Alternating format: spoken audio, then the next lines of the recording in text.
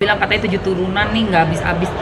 Iya sebenarnya tuh kalau aku lihat ya, aku artiin klausul itu, jadi sepertinya tidak mau ada batasan gitu loh untuk sampai kapannya, untuk batas waktunya. Karena kan ahli waris, nah bahasa ahli waris ini yang menurut kita orang awam akhirnya mengacu pada kalau udah meninggal salah satu gitu kan, nanti keturunannya karena kan ada bahasa ahli waris. Nah cuma kalau menurut si Om Brian, si mantan kuasa hukumnya Novi, itu bahasa yang klausul yang sangat wajar, ya kan, yang sangat-sangat wajar dan dipahami oleh advokat. Nah tapi pemahaman kita orang awam tuh melihatnya ya dari kata-kata ahli waris aja tuh udah seperti apabila ada yang meninggal dunia salah satunya maka akan lanjut kepada ahli warisnya. Berarti diwariskan dong keadaan itu gitu, keadaan dari donasi tersebut gitu loh. Nah makanya ini mungkin yang harus ada satu orang pengacara yang bisa menjelaskan ya istilah-istilah hukum tuh apa sih sebenarnya, karena kalau ngedengerin dari si Om Brian sendiri kita kan disuruh ya kalian jangan langsung melihat itu sebagai 7 turunan dong, tapi tanyakan kepada advokat, iya apa gitu loh maksudnya dari si klausul ini tuh apa, ya itu yang bisa kami pahami. Wajar aja pada heboh semua netizen kan melihat klausul, membaca klausul seperti itu. Kak, lihat kemarin kan di histori media sosialnya Abraham nih, mediator itu, dia memposting bahwa katanya Novi itu udah setuju dengan draft perdamaian, isi-isi draft perdamaian itu ya kan. Mungkin kalau dari kakak menanggapi gimana? Aku sih ngelihat gini, kalau aku pada saat berada di sana ya, dari ekspresinya Novi dulu deh. Ekspresinya Novi bukan orang yang udah tahu. Ekspresinya dia tuh orang yang bingung banget. Dia datang paling terakhir, jadi sepertinya dia bukan yang antusias banget mau datang, udah tahu, gue tinggal tanda tangan, enggak, sama sekali enggak. Dia datang paling belakangan, datang mukanya tegang, bingung nanya kiri kanan, sampai harus ada satu momen ya, satu meja tuh, aku di sini, Novi di seberang, di meja juga yang sama, tapi di depan aku gitu ya, kuasa hukumnya Om Brian itu Novi, Gary, dan Novi tuh kayak nanya lagi ke Om Brian, tanya lagi ke temennya, ada satu cewek di sampingnya gitu, nanya pokoknya kasakusu gitu, bukan kelihatan seperti orang yang udah tahu, udah mengerti, memahami dan tinggal tanda tangan, enggak. Ekspresinya itu menurut aku tuh kasihan justru, dan sepertinya si kuasa hukumnya berusaha untuk meyakinkan atau untuk menjelaskan lagi, bahkan sampai ngasih draftnya ke aku. Nah, aku pun karena orang awam, bukan seorang advokat, nggak ngerti kata-kata hukum itu ya. Jadi pas ngebacain ke live, kan aku kan live terus kan. Jadi aku ngebacain sama biar didengar sama viewers yang lagi nonton live aku. Itu aja aku bacainnya tuh kayak ngebaca yang nggak ada isi, ngerti nggak? Jadi nggak paham juga apa gitu. Nah, sementara kalau menurut si Abraham Novi udah paham, udah kayak gitu reaksi mukanya, ekspresi mukanya nggak kayak gitu. Sampai terakhir ya, duduk di meja bundar yang Fahad berdiri itu karena marah karena ada Densul telepon. Itu aja Novi masih kelihatan banget kayak, aduh mukanya tuh beban berat gimana sih, kayak antara mau nangis, bingung, nahan, kayak gitu deh. Dan bener aja kan dia walk out, berarti apa? Dia itu tidak setuju dengan apapun yang ada di dalam perjanjian kesepakatan tersebut. Ya walaupun bilangnya udah tau lah apalah, aku yakin banget dia nggak terlalu paham isinya. Oh, berarti yang buat itu emang dari Bang Brian sendiri ya, dari itu kan? Ya, kalau yang aku tahu sih memang pada hari itu pagi kan kita datang setengah 10, jam 10 masuk, 10 lewat sedikit masuk. Nah itu mereka meeting dulu tuh di meja bundar yang paling ujung. Jadi ada Farhad Abbas, Risa Murti, Brian, Gary, dan teman-teman yang lain, teman-temannya kuasa hukumnya Agus, ya aku nggak inget namanya, ya kan. Jadi mereka ngobrol dulu di situ dengan si kertas itu, kesepakatan itu, tapi aku nggak bisa dengar ngobrolin apa karena meja aku ada meja tengah lagi, meja Agus sama keluarga, dan baru mejanya Novi Pratiwi gitu. Cuma mereka udah meeting lah di sana, jadi mungkin udah membicarakan mengenai draft kesepakatan tersebut. Tapi Novi karena nggak ada di meeting juga, Novi juga datangnya paling belakangan, itu pun masih harus ngobrol lagi. Dan kalau ekspresi mukanya Om Brian sih juga kayak agak tegang ya, tegang banget. Ngejelasinnya tuh we have to execute. Aku denger kata execute. Dia mau tanda tangan gitu loh. Yuk, udahin aja. Tapi Novi nggak mau. Dan itu adalah pilihan yang tepat. Pilihan yang tepat. Jadi nggak sembarangan main tanda tangan aja, karena pelajaran buat kita semua ya. Apabila kita tidak membaca kontrak dengan baik dan kita nggak memahaminya, jangan tanda tangan. Akan merugikan ke Novi juga ya? Jangan tanda tangan, merugikan ke kehidupan kita karena kita terikat pada pasal yang berlaku. Tanda tangan itu kita kontrak loh, maksudnya kita ada kekuatan hukum di dalam kesepakatan yang kita tanda tangani. Jadi kalau misalnya sampai kita terlanjur tanda tangan, berarti kondisi itu kamu harus lakukan sesuai dengan kesepakatan. Kalau enggak, kamu bisa dituntut melanggar pasal, artinya melanggar hukum. Aduh, sih gitu loh guys. Ini kan kemarin yang terbarunya Deddy Sumardi juga mendatangi Kemensos dan diterima langsung oleh Kemensos. Iya. Gimana Kak menanggapinya? Ya aku seneng banget sih karena udah diterima masukannya juga bagus ya dari Pak Kemensos sendiri, dari Menteri Sosialnya sendiri. Ada kata-katanya yang aku suka banget. Jadi kalau donasi itu dipakai dengan tidak semestinya, maka donatur berhak. Nah, itu yang aku suka, berhak untuk protes, berhak untuk ya itu merupakan suatu hal yang tidak bagus gitu kan, tidak terpuji. Jadi bisa berikutnya akan mungkin ditindaklanjuti seperti apa. Nah, ini yang kita masih tunggu sih. Juga kalau misalnya Agus ngotot maunya ke pengadilan, uang itu bisa tidak dia terima sama sekali malah. Tapi kalau misalnya duduk berbicara dengan pihak yayasan, justru mungkin masih akan bisa mendapatkan pengobatan matanya, karena kan memang membuka donasi untuk pengobatan matanya. Jadi nanti kita tinggal tunggu aja apakah dia akan ke Kemensos untuk ketemu dengan yayasan, untuk mungkin kesepakatan gitu yang baru dengan dibimbing oleh Kemensosnya, atau dia ke pengadilan ngotot.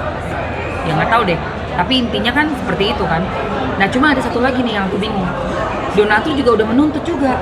Nah, donatur menuntut ini nanti di pengadilannya akhirnya uang ini juga akan jadi kayak barbuk gitu ya, barang bukti gitu kan. Ya nggak tahu deh, mungkin harapan Agus untuk dapat pengobatan mata dari uang tersebut justru malah mungkin nggak ada sama sekali, aku rasa. Makin kecil kemungkinannya, makin kecil sekali. Enggak, tapi kan hari ini kan juga Kemensos datang ke rumahnya Agus juga nih Kak. Oh gitu ya, baru ya. Nah itu mungkin seperti apa nih Kak, melihatnya Kemensos mendatangi rumah Agus gitu. Ya memang harus sih, karena kan Agus ini memang merupakan bagian besar ya dari kejadian ini gitu. Justru kan pemicunya dia dong, pemicunya lah dari dia minta tolong, dari si Wulan DM ke yayasan minta tolong Novi, sampai terus dibuat YouTube-nya, dibuat diviralkan, masuk ke Densu, dan akhirnya terjadilah peristiwa donasi tidak dipakai untuk yang semestinya. Jadi memang puncanya nih si Agus ini. Sebenarnya kalau Agus mau untuk lebih rendah hati, terus dia juga menyadari ya, semua sekeluarga itu menyadari bahwa hal itu tidak benar, Kemensos pun bisa mensosialisasikan nih, kamu sebenarnya nggak boleh kayak begini. Misalnya nih, aku berharap banget sih Kemensos bisa mengakomodir aspirasinya donatur. Aku pengen banget, karena jangan sampai nih orang yang masyarakat kita yang mau menolong orang berjiwa sosial ini jadi kapok. Jadi kapok itu dari ini yang aku omongin udah dari awal kasus, dari 2 bulan yang lalu, dari September. Jangan sampai kita mengenyampingkan para donatur sehingga orang kapok buat donasi. Sayang kan? Jadi ini satu orang ini justru kita harus benar-benar kasih tahu dia gitu loh, kamu tuh nggak boleh kayak gitu. Jadi nggak ditiru sama yang lainnya. Bagus sih disamperin ke rumahnya. Mungkin bisa nasihatin keluarganya, malah bagus. Tapi ini kan kemarin pada saat pertemuan itu Mensos menyebut bahwa jika memang adanya donasi itu memang harus ada izin gitu dari Mensos. Tapi kalau memang kemarin karena kurang sosialisasi jadi mungkin bisa dikatakan lebih dimaklumi untuk saat ini. Iya, ini kan juga jadi pembelajaran juga di ke Mensos, ternyata yang selama ini dianggap masalah sepele, masalah remeh gitu ya, nggak pernah ada muncul di permukaan, bisa terjadi ternyata gitu loh. Ini hal yang baru buat kita semua sih, makanya pasti di Kemensos sendiri akan berbenah supaya kedepannya tuh udah jelas rulesnya gimana, peraturannya gimana, kalau ada pelanggaran seperti apa. Ya bagus lah, ini semua ini jadi lebih upgrade lagi untuk kedepannya menggalang donasi, terus menerima jalurnya seperti apa, sehingga nggak terjadi agus-agusan lain lagi lah. Tapi kan respon ini ditanggapi oleh Bang Farhat nih, bahwa Bang Farhat bilang Mensos itu harus Bang Densu dan si Novi itu harus dilaporkan karena tidak ada izin dari Mensos. Ya enggak lah, menurut aku itu kan juga udah sowan, selama ini juga kegiatannya berjalan dengan baik. Yayasannya Novi sendiri udah mau 5 tahun. Apa yang mau dilaporkan? Orang jelas kok laporan keuangannya ada, mau diaudit juga bisa, nggak ada penyelewengan dalam yayasannya Novi, rekening semua disiapin mau diaudit, bahkan rekening pribadi Novi diaudit pun siap. Jadi apa yang mau dilaporkan gitu loh? Sebenarnya sih nggak ada. Justru yang disikapi itu harusnya kenapa dipakai buat bayar utang rumahnya orang lain gitu, sehingga membuat para donatur ini jadi marah, jadi murka. Buktinya yang marah para donatur kan. Kenapa nggak dipakai buat yang benar gitu, sumbangan dari mereka, kok malah dipakai buat kepentingan yang orang lain. Jadi kalau Farhat bilang mau ngelaporin atau mau apa, dasarnya apa gitu, dasarnya tuh apa, kayaknya nggak kena deh, maksud aku nggak masuk lah itu. Tapi Kak melihat nih banyak juga yang membeda-bedakan antara kasusnya Agus sama kasusnya Icang itu tuh, kayak misalnya kan sama-sama nih masalah kebutaan nih, tapi dibedakan gitu. Banyak netizen tuh kayak membeda-bedakan gitu ya. Kayak beda jauh lah Icang dan Agus gitu. Iya, emang beda jauh. Mungkin dapat musibahnya sama, kehilangan penglihatan, tapi kan kalau Icang nggak bikin masalah gitu kan. Dia orangnya kooperatif dari awal, terus terbuka banget. Dia sampaikan sudah dapat sekian, mau berobat sekian. Pokoknya dia orangnya memang nggak banyak drama sih kalau aku lihat. Makanya antara Icang sama Agus tuh kayak bumi dan langit. Udah gitu juga Icang lebih ke agama juga ya, lebih ke hal-hal religi lah sekarang. Dekat sama Ustadz Dery Sulaiman. Jadi arahnya tuh dia adem ayem. Ya kalau ini kan nggak tahu nih yang si Agus ini maunya kayak rame-rame terus, ribut-ribut terus. Aduh capek banget deh. Udah pada capek. Kak, Iya. baru ini si Denny Sumargo itu katanya menawarkan uang sebesar 300 juta. Ya betul. Tapi ditolak sama Ditolak. Udah ngobrol. Jadi katanya memang pertama kan mau dikasih 200, kurang katanya gitu, tambahin lagi nih 300, masih kurang, karena dibilang katanya untuk ke Singapura dan untuk kedepannya nanti gimana, pengobatannya kan maunya di Singapura. Ih, ya Allah, kok bisa sih milih tempat berobat gitu ya, padahal mungkin negara yang lebih bagus juga, ada yang lebih bagus dan lebih murah lagi tuh, lebih ya sesuai lah gitu. Di Malaysia bisa, ini kan Singapura emang negara yang mahal banget, terkenal sangat mahal di dunia, malah di dunia, nggak cuma di Asia loh. Makanya kok jadi kayak ngelunjak banget gitu, dikasih 300 juta nolak. Ya ampun, coba suruh cari uang 300 juta belum tentu bisa loh ngumpulin sampai punya 300 juta. Ya itulah orang yang satu si Icang dengan uang yang cuma berapa, bersyukurnya Masya Allah. Yang ini 200 juta kurang, siram lagi 300 kurang, siram lagi, kok jadi siram sih. Aduh, gue bilang ya tapi gitu ya, kalau kita dikasih rezeki nolak lama-lama rezeki pun nggak akan pernah menghampiri lagi. Nanti ujung-ujungnya nggak dapat apa-apa, zong, benar-benar zong. Hati-hati deh. Tapi kan Farhat juga merespon kan, itu kan uang 300 juta itu kan ada syaratnya ya. Syaratnya itu Mencabut laporan. mencabut laporan polisi dan tidak lagi menjadi kuasa hukum Agus. Dan Farhad pun merespon Kak, katanya uang 300 juta itu sebagai bagian dari suap dan Penyuapan lah. sama Farhad ke polisi nih, lagi-lagi dilaporin ke polisi kan. Ya negara kayak penyuapan gitu loh 300 Apaan juta itu. sih? Itu kan mungkin kan cuman kondisional aja, kayak kontrak aja lah. Kayak kita misalnya, iya nih misalnya keadaannya kayak gini, tapi kesepakatan kita begini ya. Ya, Bang Farhad sendiri waktu di mediasi itu di meja bilang tanda tangan kesepakatan ya saya cabut LP. Lah, sama aja kayak Apa tuh bedanya? Ini mau ngasih hadiah misalnya pengobatan ya buat mata 300 juta. Cukup dong, pasti cukup 300 juta mah udah cukup.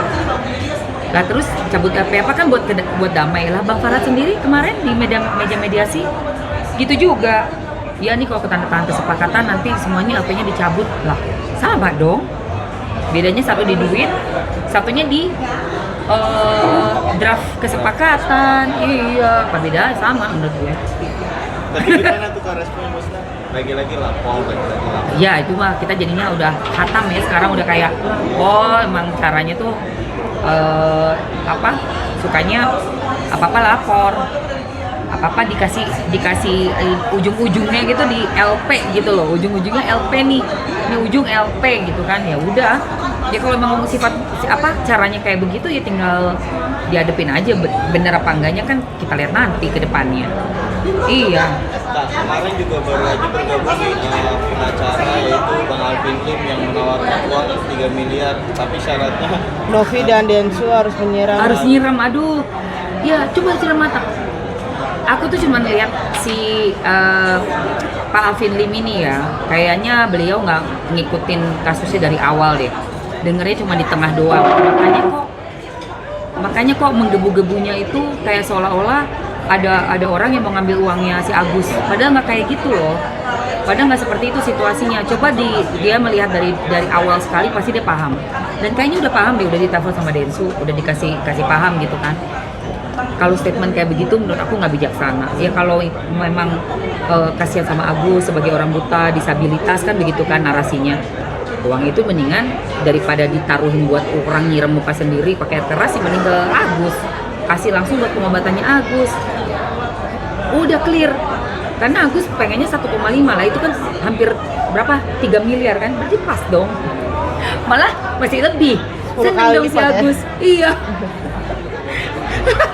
2 kali lipat dong. 2 kali lepat ya. 2 kali lipat dong. Kenapa Tapi ini harus kayak- langsung dikasih aja gitu? Nah kan memang kalau langsung dikasih malah bikin tantangan Iya. yang kayak begitu, yang nggak lucu lah tantangan. Siapa juga menyiram tapi udah ada yang netizen, udah ada yang mau loh menanggapi tantangannya. Yang 3M itu Kak? Ya 3M, ada netizen. Jadi dia itu kayak debus gitu ke bawah. Dia bakal siram mukanya depan kamera semua, siapin duitnya di depan. Air keras gitu. Air keras, ayo. Gimana tuh Pak Alvin Lim? Udah ada yang bisa menyanggupi Bapak, dia akan siram mukanya pakai air keras. Bapak siapin 3 miliar di meja katanya. Ayo. Pengen lihat. Aduh, parah deh. Jadi kan maksudnya ini kasus ini malah makin Jadi panjang, melebar Kak ya jadi Malah maksudnya. lebar sana lebar sini. Iya, makanya dikerucutin aja lah. Udah mau kelar kok bentar lagi. Nggak bakalan lama-lama juga. Kemensos udah speak up. Lagi melihat Agus. Tinggal nanti gimana? Apakah pengadilan? Apakah akan sepakat di Kemensos untuk pengobatan? Yang aku heran tuh digembar-gemborinnya tuh kan ini nggak dapat pengobatannya nih karena uangnya belum bisa diapa-apain. Sebulan yang lalu, bulan Oktober ya, apa akhir September, itu kan udah diatur buat pengobatannya Agusnya nggak mau. Oh, jadi mau Agus dari pihak Agusnya Dari pihak nolak, Agusnya kan? nggak mau datang. Yang waktu Novi cek aja, Novi press conference yang pertama, yang ada Novi, Jerry, Brian, sama beberapa lawyer tuh yang ada rambut pirang ceweknya itu yang ngomong sekolah di mana bro, yang itu di situ kan dijelasin mereka udah bikin schedule buat Agus untuk Jumat minggu lalu, itu aku inget banget dia ngomong gitu, tapi nggak datang. Jadi yayasan udah melakukan tugasnya untuk mengajak Agus ini berobat gitu, bahkan udah bikin janji sama rumah sakit sama dokter tapi tidak datang. Nah, kemarin Alvin Lim juga meminta kepada donatur itu kalau memang ada yang keberatan uang donasinya ke Agus agar datang langsung ke law firm-nya dan disertai bukti transfernya nanti diganti nih Kak uangnya. Nah iya tuh suruh tanda tangan. Tapi begini ngomongnya kan, ngundang netizennya, mengundang donaturnya buat siapapun orang yang tidak ikhlas. Jadi orang kan takut datang ke saya yang nggak ikhlas ya, yang nggak mau, yang apa, pokoknya marah-marah gitu. Gimana orang mau datang terus diganti? Ini lihat nih, saya udah ganti. Kayaknya ribet deh daripada kayak begitu. Menurut saya ya, ganti-ganti duitnya donatur ribet banget. Ada 8.000 orang loh. Ini kan langsung kasih kagus. Langsung ke Agus aja satu orang beres sih. Kalau emang beneran mau ngasih uang 1, berapa M itu udah ada kan tuh di rekeningnya kan, di foto tuh rekeningnya jumlahnya tuh. Ya udah itu langsung aja ke Agus. Ngapain nunggu 8.000 orang dateng? Udah gitu suruh tanda tangan lagi di fotokopi. Allah, ribet. Beres langsung ambil set uang langsung transfer, udah rekening ke rekening. 1 detik selesai. Iya, bener nggak sih? Itu lebih masuk akal ya menurut aku ya, daripada orang suruh datang, suruh bawa fotokopian ini, suruh bikin surat pernyataan, terus begitu mau diapain tuh? Pasti ngeri juga donaturnya. Aduh takut lah ya.